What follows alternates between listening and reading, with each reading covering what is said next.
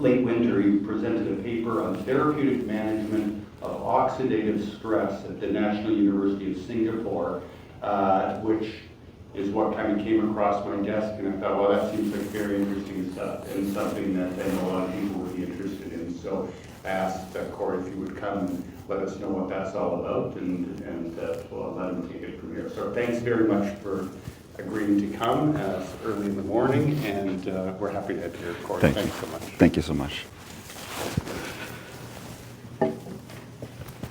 So thank you so much, Mitch. It's a real honor and a pleasure to present to my own faculty.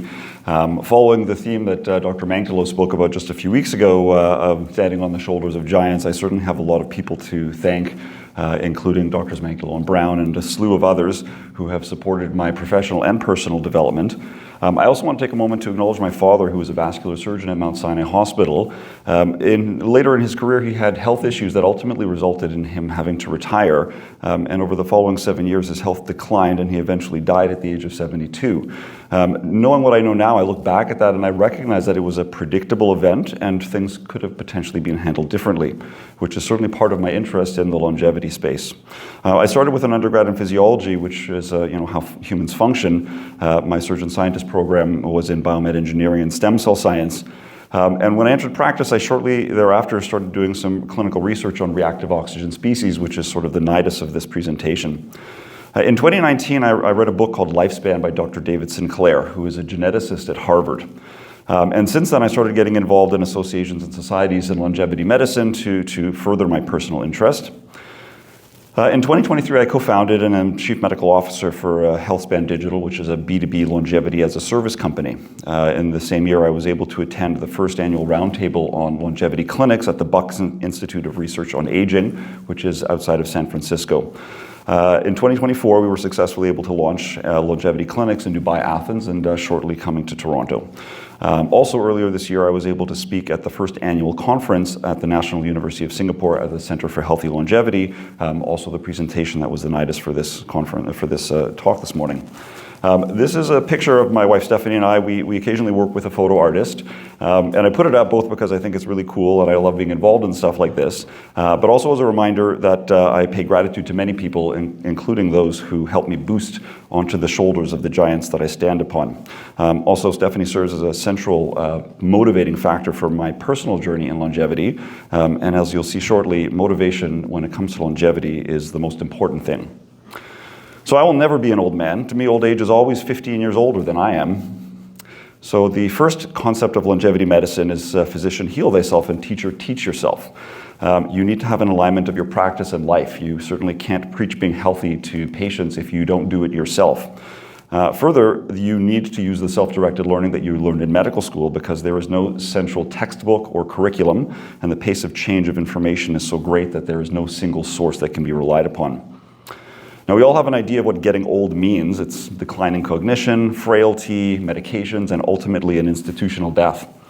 But aging varies, both in terms of how you appear, your endurance, your functional abilities, and your strength.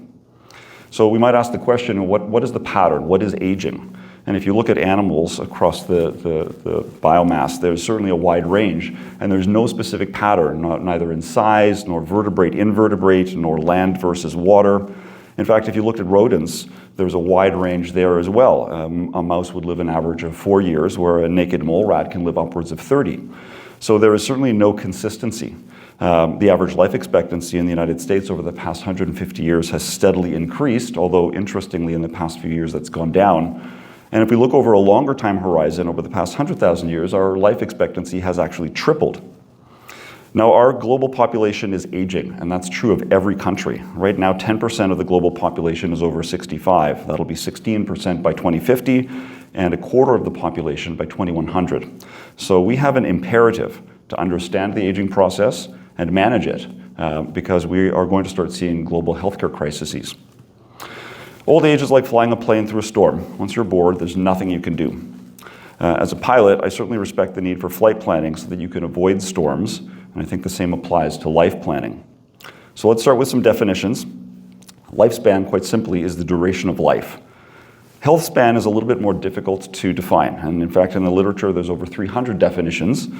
One that's used often is the time until onset of your first chronic disease. Now, this is not a very good definition because 75% of us will have one chronic disease by 65, 50% of us will have two, and 25% of us will have three chronic diseases. So Healthspan in a more granular form certainly can be cut short by tragedy, but generally we think of health as a declining factor over our lifetime until our demise. So the concept of Healthspan is to try and maintain maximum health for the maximum amount of time and potentially increase our lifespan as well. Healthy longevity medicine is optimizing healthspan by targeting aging processes across the lifespan. And so it's not a question of quality versus quantity, it's a question of quality and quantity, and that's what healthspan is. Now, there are certainly ways that you can shorten your lifespan. There are many stupid things that you might do that might terminally end you. But if we think of aging and the various models of aging and how we might manipulate them, there are certainly things that we can control.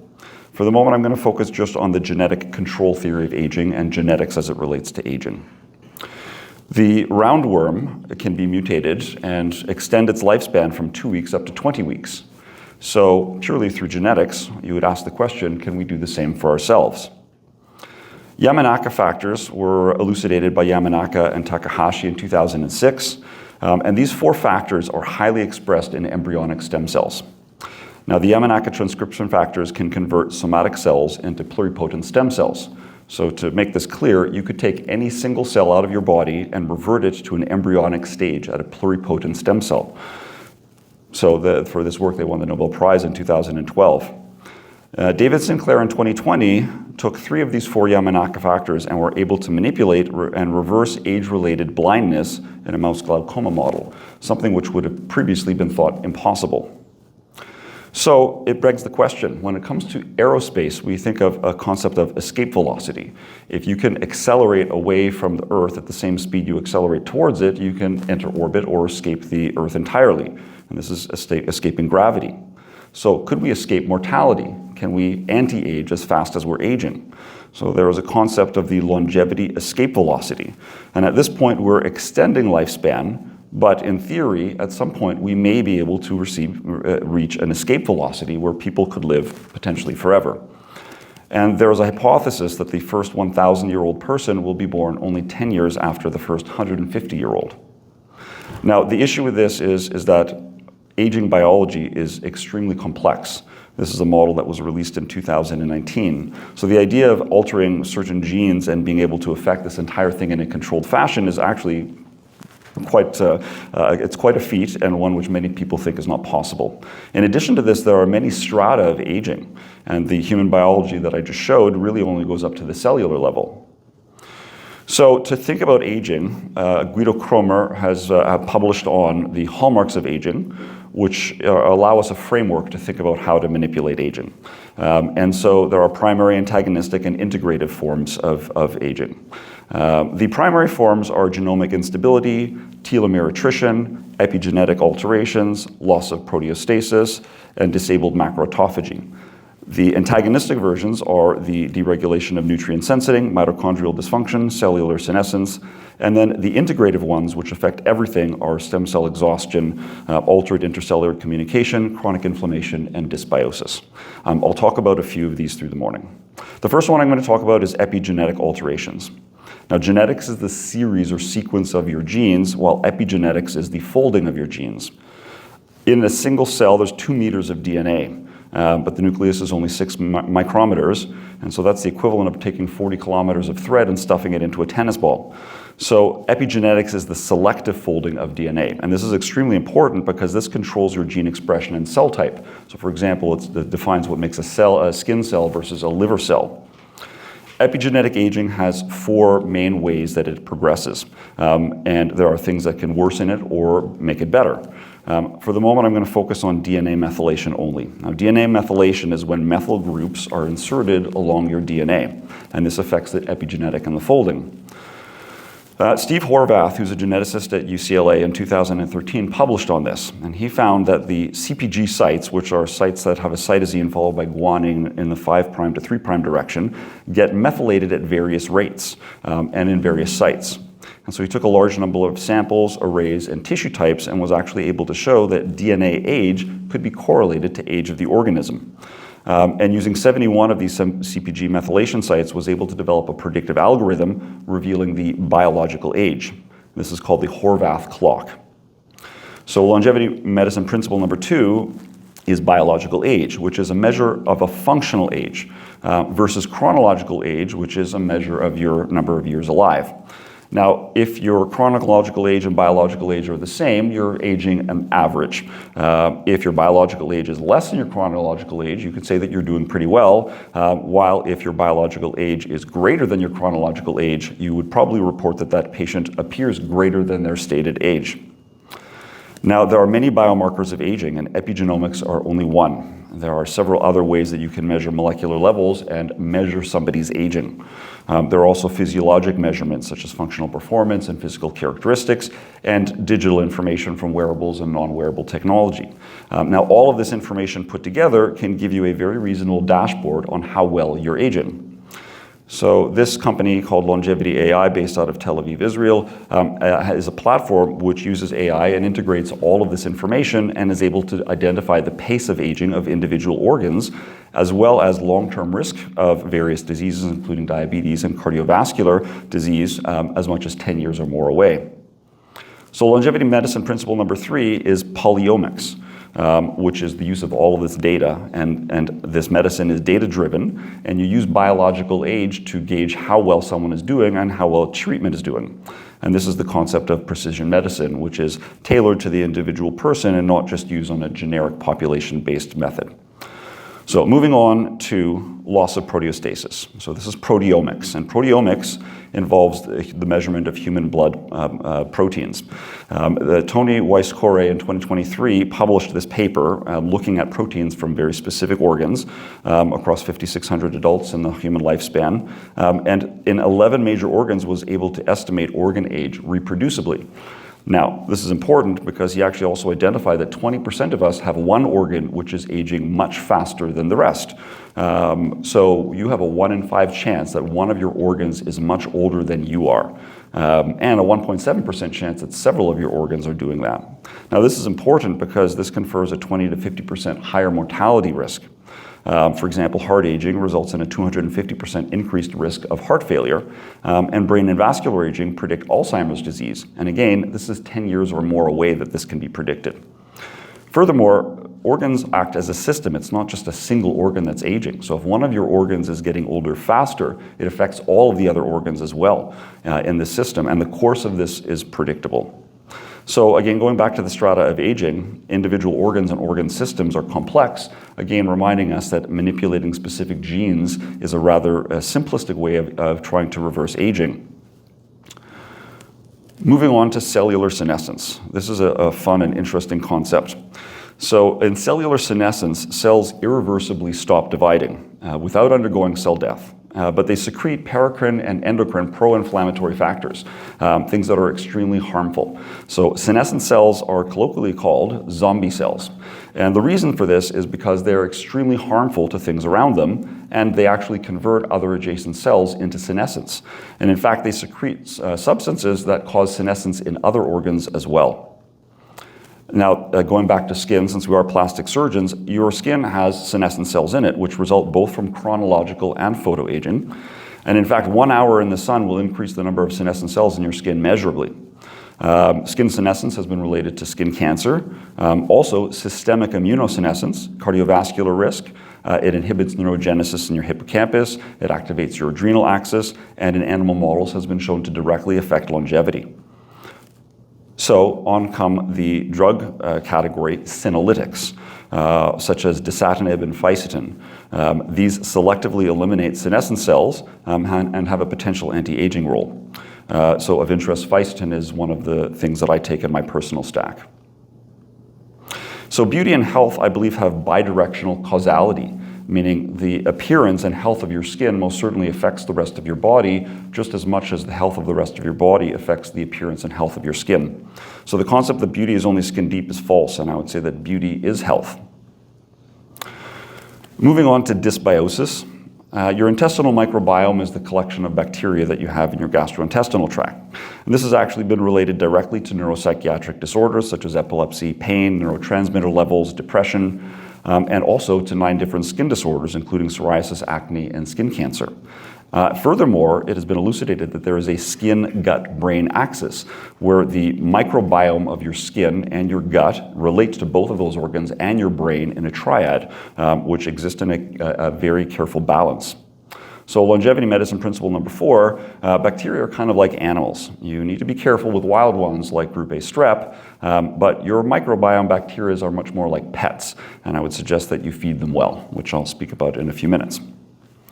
Now, you know you're getting old when all the names in your black book have MD after them. We have all become accustomed to the idea that with age we get disease, and we try to establish health by reversing that.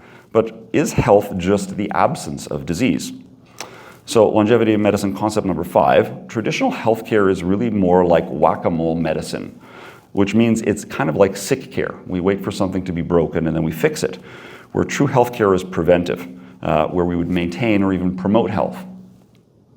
So Vito Cromer also has published on the hallmarks of health, things that are signs of physical and mental fitness, coupled to normal functioning of all organs and measurable. And these fall into spatial compartmentalization, maintenance of homeostasis, and responses to stress. So there are 8 factors, and I won't go through them all, but he more recently published in 2024, putting psychosocial adaptation at the center of this, and found that, in fact, psychosocial adaptation relates to every other hallmark of health, and the conclusion he drew from that is that mind and body are one, meaning the health of your mind and your psychosocial status is directly related to your physical well-being and aging. So why don't we talk about how we can actually maintain that? I'll talk about the 4 pillars of longevity. I won't get into biohacking except to say that it does work. 10 minutes a day in a sauna will elevate your growth hormone by 400%, and cold plunging will activate something called hormesis, which is a stress response that is very positive for you. There are also lots of supplements, and I will touch a little bit about that. The 4 pillars of longevity are exercise, diet, sleep, and social connectivity. With regards to exercise, this gentleman is Dr. Kenneth Cooper. He's currently 93-year-old and still runs the Cooper Clinic, where you can go and get Cooperized. He was the original person to look at VO2 max and the effects of exercise on human physiology and aging. He also is the person who invented the term aerobics with his book in 1968. And as he says, we do not stop exercising because we grow old because we stop exercising. And so he would advocate for at least 30 minutes of high-intensity physical activity every day to maintain your endurance and well-being. And it's not just about endurance and aerobics, it's also about muscle mass. And in fact, the amount of your muscle mass directly relates to your cognitive ability. Muscles, in fact, are an endocrine organ and secrete over 30 hormones which directly affect your brain and your cognitive ability. And so my best advice would be lift heavy things. With regards to diet, I personally recommend a whole foods plant-based diet, which is something I've followed for the past 7 years. This will make sure that you get enough fiber, which is exactly what your gut microbiome requires. Most of us don't get enough of this, and it causes a lot of diseases. It's interesting to think that in Africa, a place where we think of a poor diet, because they have high fiber and low animal protein intake, they don't suffer many diseases like gastric cancers and gout and things which are related purely to our Western diet. Plants also contain phytochemicals which can directly fight many diseases, including cancer. Plants and things that grow from the ground have signaling which actually change your neural network. Your thinking, your cognitive status is actually changed and enhanced by signals gained from food that you eat locally. Of course, this is lost from both animal proteins and processed foods. Also, I'll share with you my personal observation during surgery and the effect on tissue. Since becoming plant-based myself, I've noted my patients' diets, and I can say that those who follow a plant-based diet have better quality of tissue. The planes dissect more easily, the tissue holds sutures better, and it bleeds less. There are a few movies on Netflix if you're interested in following up on this. I highly recommend having a look and pursuing your own interests in diet. With regards to animal protein, there is certainly an impact on the environment, and Dr. Mangtalo shared that with us a few weeks ago, noting that cows produce methane, which is a significant contributor to greenhouse gases.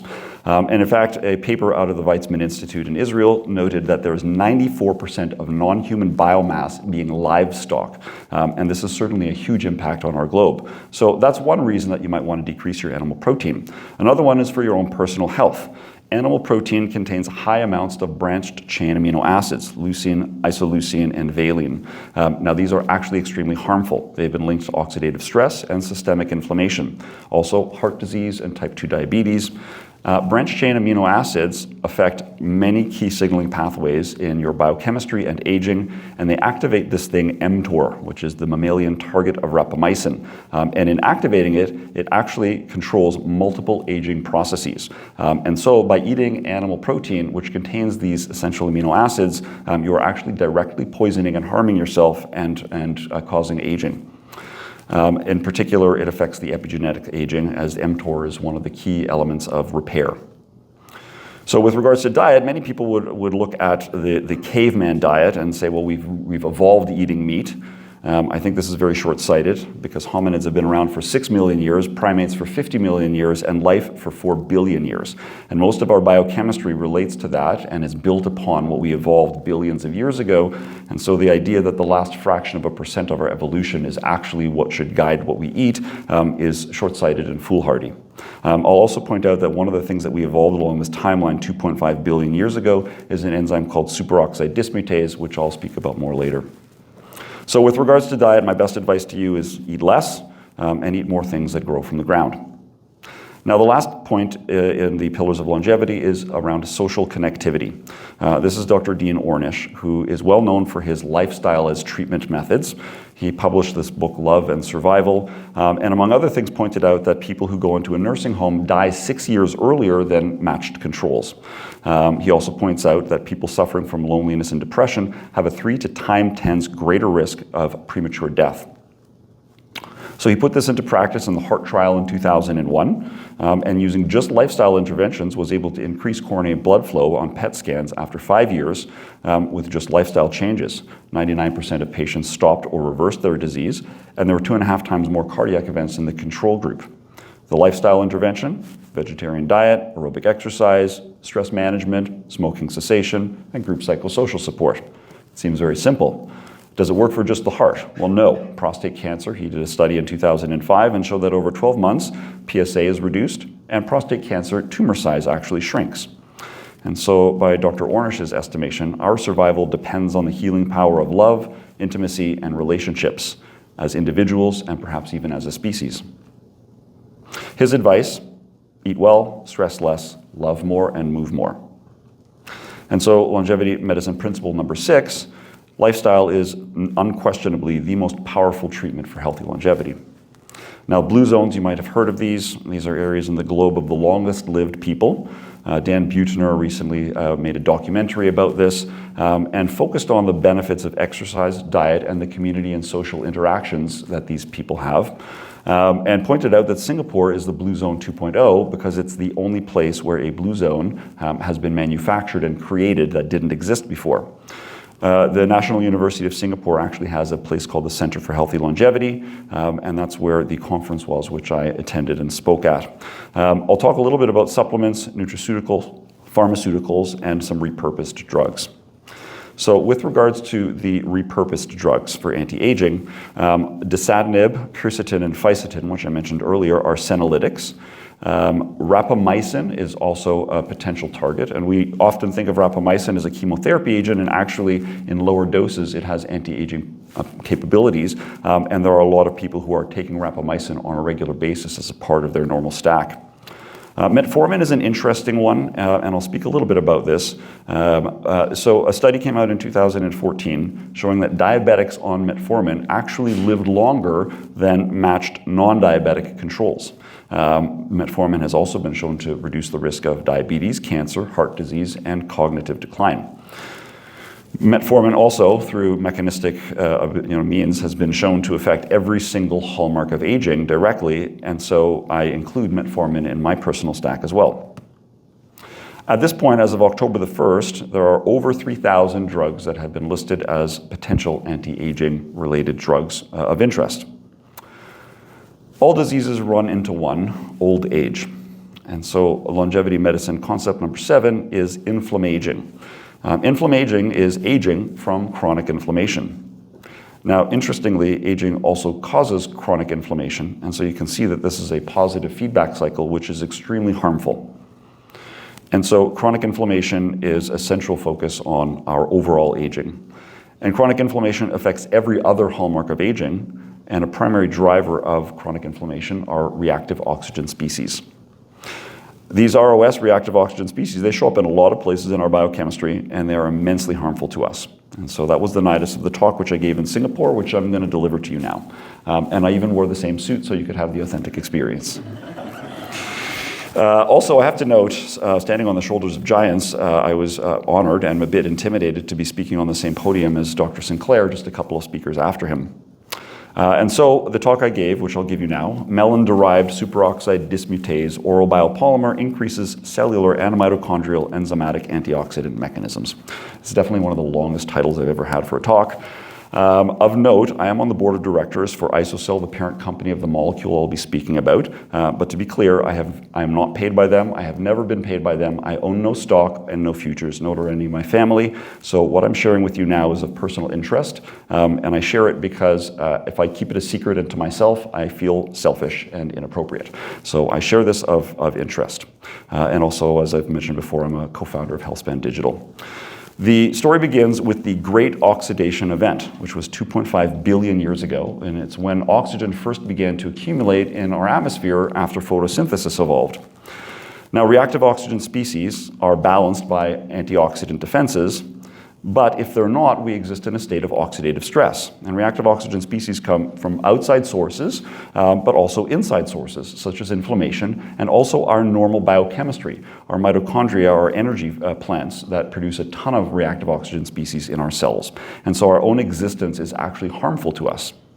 Now, reactive oxygen species and oxidative stress have been linked to disease processes in every single organ system, as well as directly to the epigenetics and genetics of aging. So the thing that we evolved 2.5 billion years ago that saved us from an extinction level event on Earth was superoxide dismutase.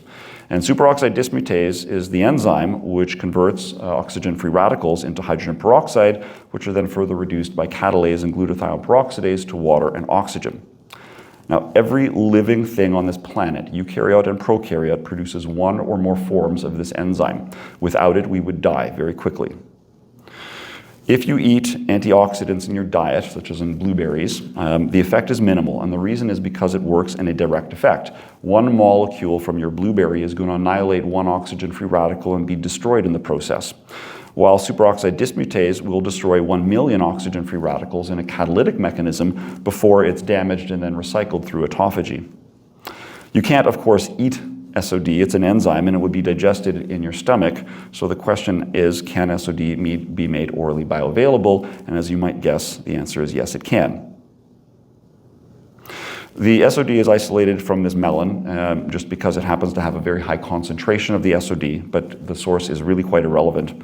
The SOD is then encapsulated within gliadin on a molecular level, which is what protects it and allows the SOD to be consumed. Now, a quick word about gliadin. It is a component of gluten. A dose of this gliadin SOD biopolymer contains 30 milligrams of gluten, which is less than the recommended limit for a person with true celiac disease, which is 50 milligrams per day. However, the gliadin is absolutely essential because it's what protects the SOD and the stomach acid and causes adherence to the walls of the small intestine.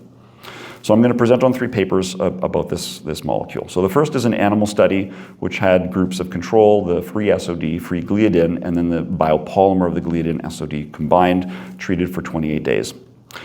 So the first thing is intestinal immunofluorescence confirmed that the biopolymer passed through the stomach undigested and did adhere to the intestinal walls, while the pure SOD did not. Then, measuring circulating levels of the SOD, as of 14 days, the level was significantly increased and it maintained throughout the study, and this was an 89% increase.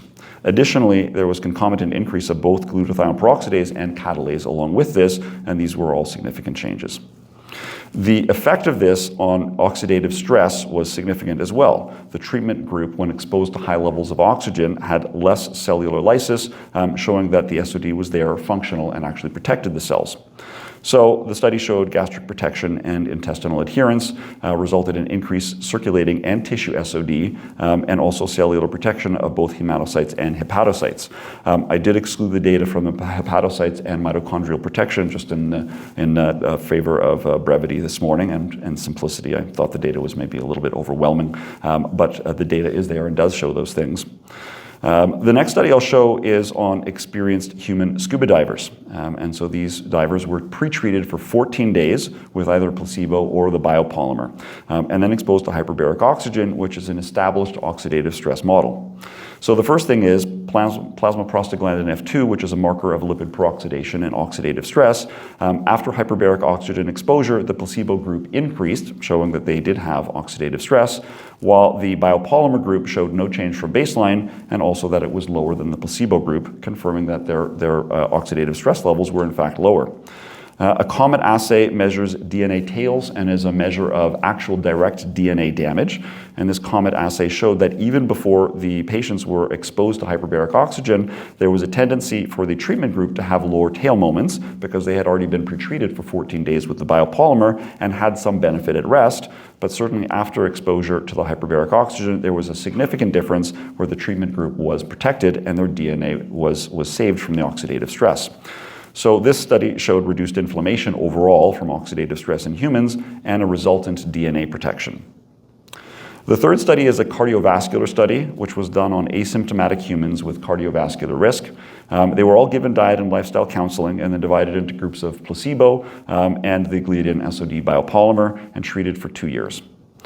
Now, the oxidative stress, so the SOD levels, the superoxide dismutase levels increased and as of 270 days was significant and maintained throughout the 2 years.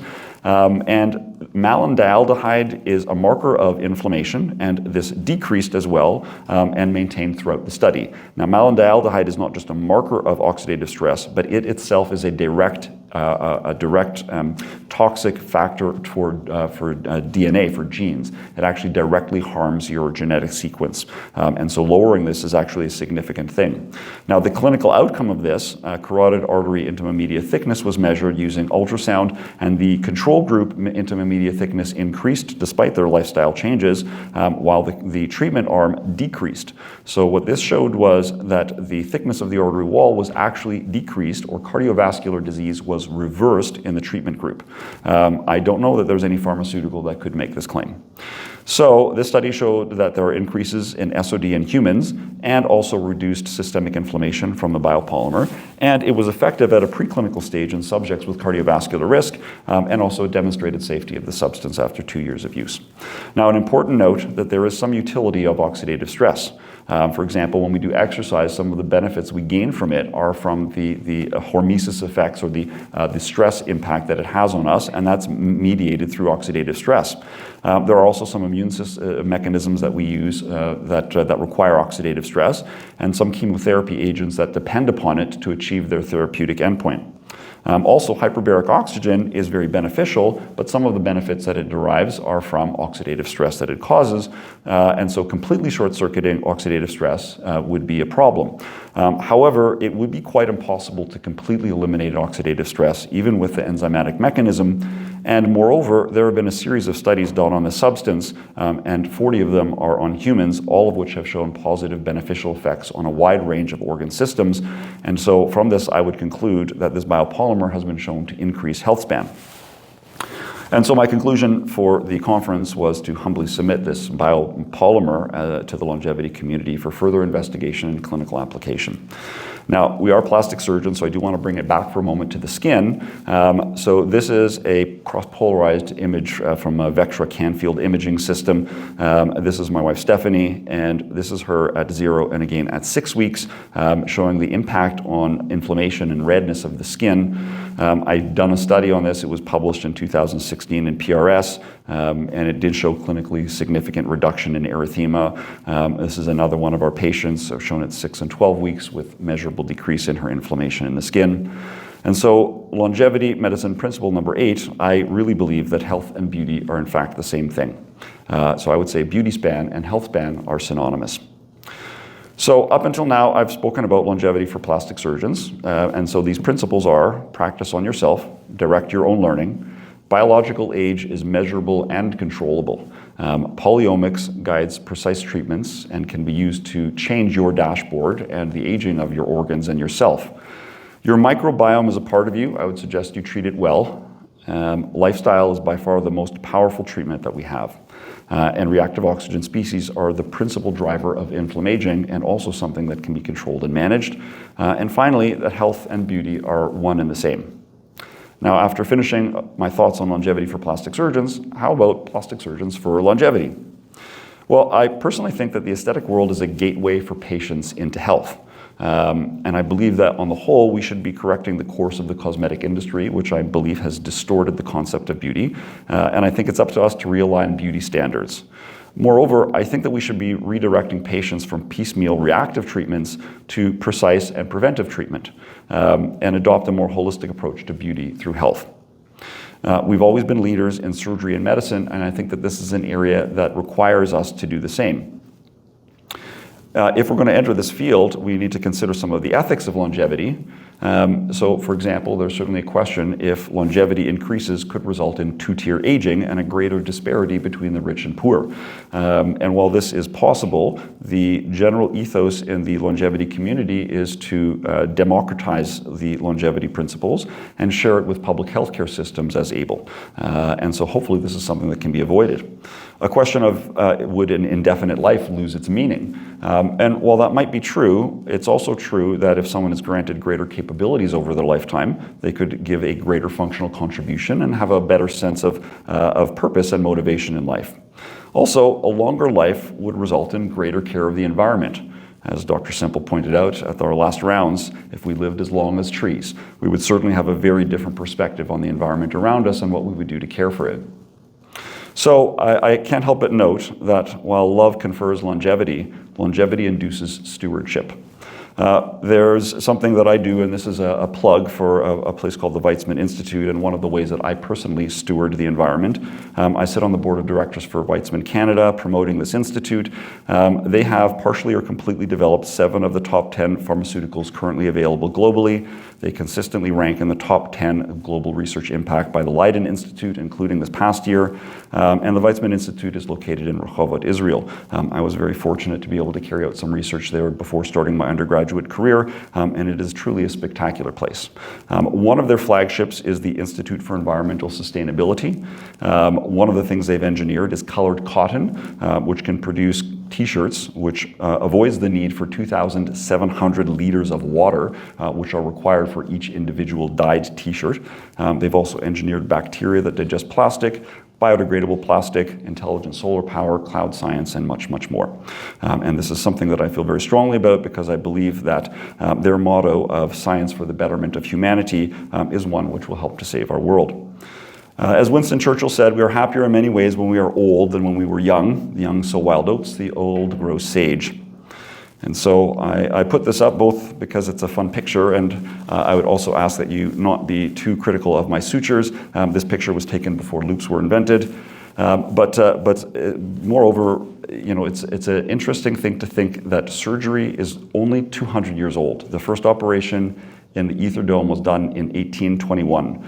And so it has taken 200 years for us to reach the current state that we're at in surgery, but pace of change is exponential, and the longevity space has developed only over the past decade. And I would say that in the next 10 years, it will revolutionize how healthcare is delivered. And I would say it's important for us to be a part of that, both for our personal well-being and also as clinicians.